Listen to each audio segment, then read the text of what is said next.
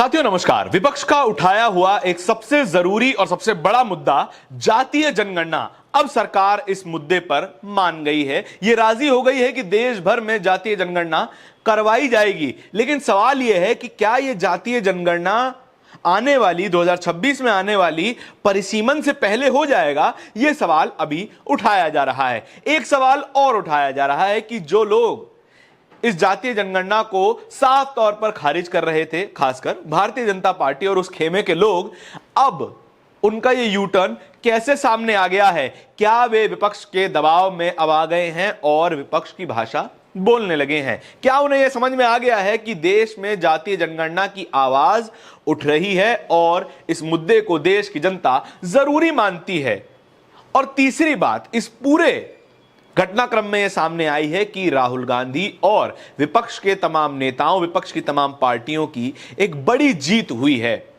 विपक्ष चुनाव नहीं जीता, सरकार नहीं बना पाया, लेकिन अपने एक कोर पोल प्रॉमिस को आखिरकार उन्होंने सरकार से मनवा ही लिया। इसी बात पर ट्विटर यूजर रोहन रॉय लिखते हैं,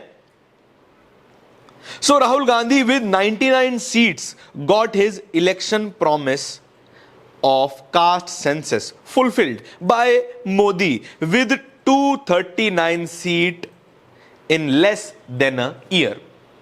क्या मतलब हुआ इसका? राहुल गांधी, जिनकी पार्टी ने लोकसभा चुनाव 2024 में 99 सीट पाई थी, उन्होंने अपना मुख्य चुनावी वादा पूरा करवा लिया। एक साल के भीतर नरेंद्र मोदी की सरकार से, जिनके पास अकेले भारतीय जनता पार्टी के पास 239 सीटें थी, 239 सीटें, यानी कि 140 सीटें ज्यादा थीं भारतीय जनता पार्टी के पास राहुल गांधी के मुकाबले। लेकिन आज उन्हें राहुल गांधी की ही भाषा बोलनी पड़ रही है। मंत्री जी को सामने आकर यह कहना पड़ रहा है कि भारत में कास्ट सेंसस करवाया जाएगा। सीनियर जर्नलिस्ट प्रभाकर मिश्रा इस खबर पे ये लिखते हैं, कल तक जो लोग जातीय जनगणना की मांग को खारिज कर रहे थे, आज इसे मोदी सरकार का मास्टर स्ट्रोक बताएंगे, देख लेना।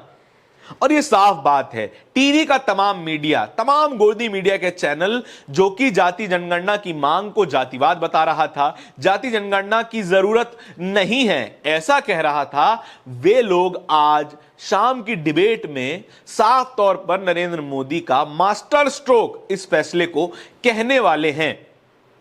चाहे जो हो, नरेंद्र मोदी अगर जोर से छींक भी दें तो फिर बता देंगे, देखिए ये एक मास्टर स्ट्रोक है, पाकिस्तान में भूकंप आ गया नरेंद्र मोदी की छींक से। ऐसा गोदी मीडिया की भाषा अक्सर रहती ही है। इंडिया गठबंधन के संस्थापक सदस्यों में से एक, इंडिया गठबंधन को छोड़ चुके नेताओं में से एक और नए नवेले या फिर एक बार एनडीए में शामिल हुए नेता नीतीश कुमार ने एक लंबा ट्वीट लिखा है जातीय जनगणना की खबर के ऊपर। जातीय जनगणना करवाना केंद्र सरकार का फैसला स्वागत योग्य है, स्वागत योग्य है। और यही नीतीश कुमार उस पार्टी की गोद में जाके बैठ गए थे जो कि जातीय जनगणना की सबसे बड़ी विरोधी थी, और आज कह रहे हैं कि माननीय प्रधानमंत्री आदरणीय नरेंद्र मोदी जी का सादर धन्यवाद और आभार। नीतीश कुमार एकदम नरेंद्र मोदी और एनडीए के सामने लमलेट हो गए हैं और कह रहे हैं कि जातीय जनगणना की लड़ाई हमने शुरू की थी। जातीय जनगणना की मांग समाजवादियों की पुरानी मांग है, जो कि है भी, लेकिन समाजवादियों का दक्षिणपंथी खेमे में क्या काम, यह भी नीतीश कुमार से पूछा जाना चाहिए।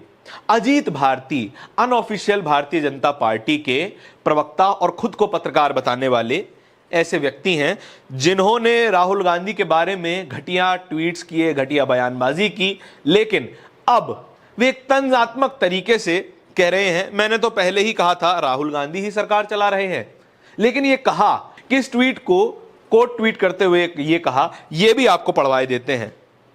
राहुल गांधी जिस हिसाब से जातीय जनगणना को लेकर नग्न नृत्य कर रहे हैं, भाजपा के पास प्रत्युत्तर में कुछ कहने को नहीं है सिवाय इसके कि देखो देखो इसे बॉलीवुड में भी आरक्षण चाहिए।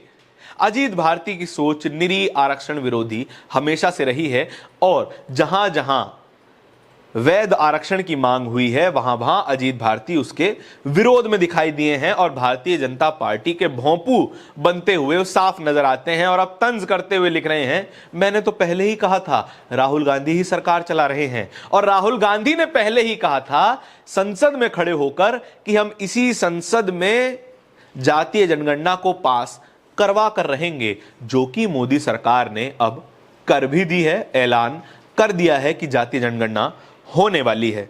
इसी सिलसिले में तेजस्वी यादव का भी बयान आया। एएनआई से बात करते हुए तेजस्वी यादव ने कहा, हमें उम्मीद है कि जातीय जनगणना परिसीमन अभ्यास से पहले हो जाएगी। यह उन लोगों के चेहरे पर तमाचा है जो जातीय जनगणना के बात पर कह रहे थे कि हम जातिवाद फैला रहे हैं। जातीय जनगणना एक सामान्य सा तरीका है जहां पर समाज के विभिन्न हिस्सों को गिनकर यह पता किया जाए किसके हिस्से में कितने रिसोर्सेस आ रहे हैं, कौन कितने संसाधनों का इस्तेमाल कर रहा है, किसके पास कितने संसाधनों के ऊपर आधिपत्य है, और उस हिसाब से संसाधनों का सही तरीके से बंटवारा किया जाए। अगर आपको शरीर का एक्सरे ही नहीं पता होगा तो फिर यह पता कैसे लगाएंगे कि हड्डी कहां पर टूटी है।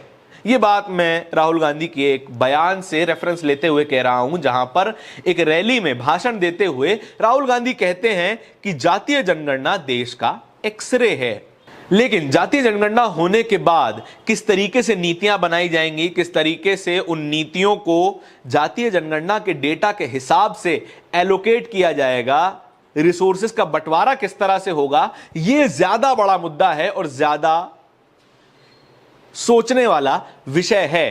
केवल जातीय जनगणना करवा देना सॉल्यूशन नहीं है, केवल डेटा रख देना, केवल ही गिनती बता देना सॉल्यूशन नहीं है। इसके बाद इस डेटा का सही इस्तेमाल होना भी जरूरी है।